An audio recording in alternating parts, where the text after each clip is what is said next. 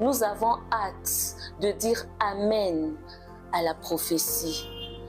Dieu fera pour toi ça, Amen. Tu voyageras, tu te vas, Amen. Nous avons hâte de dire Amen. Nous sommes contents. Mais nous ne tenons pas compte des conditions érigées pour arriver à entrer dans la réalisation de cette prophétie. Alors c'est ça le temps de Dieu. Donc, comment attendre sa promesse? C'est ce qui est important. À chaque fois que nous recevons une parole de Dieu, demandons-lui aussi de nous aider, de nous orienter. Comment nous allons attendre cela pour arriver à bon port, je vais dire. Donc, je vais donner un exemple. Quand une femme désire concevoir, désire avoir un enfant, elle attend, elle en souffre.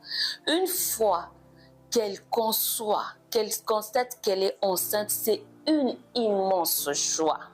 C'est vraiment une grande joie.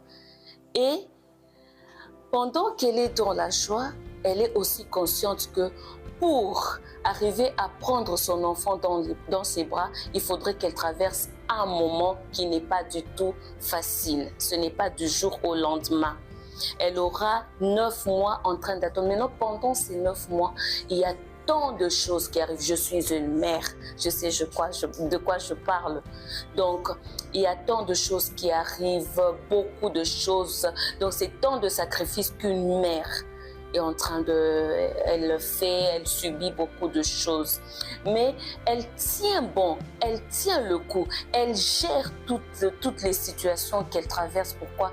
Parce qu'elle sait qu'un jour, elle va accoucher et elle va oublier. Ça, c'est un exemple que je donne et qui est tellement, tellement bénéfique. Parlons du roi David. Le roi David, le jour où on ne l'a pas annoncé seulement qu'il va être roi, mais on l'a même oint le même jour. Il était dans la brousse. On l'a fait sortir de la brousse, on l'a amené, on l'a oint roi. Le roi David, en fait, quand on l'a oint roi David, à cette époque, il n'a pas dit du coup, amenez-moi au palais et apprenez-moi à vivre comme un roi. Il est rentré dans la brousse et il a continué avec ce qu'il faisait, un berger.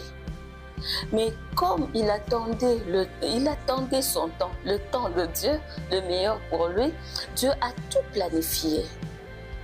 1 Samuel 16, le verset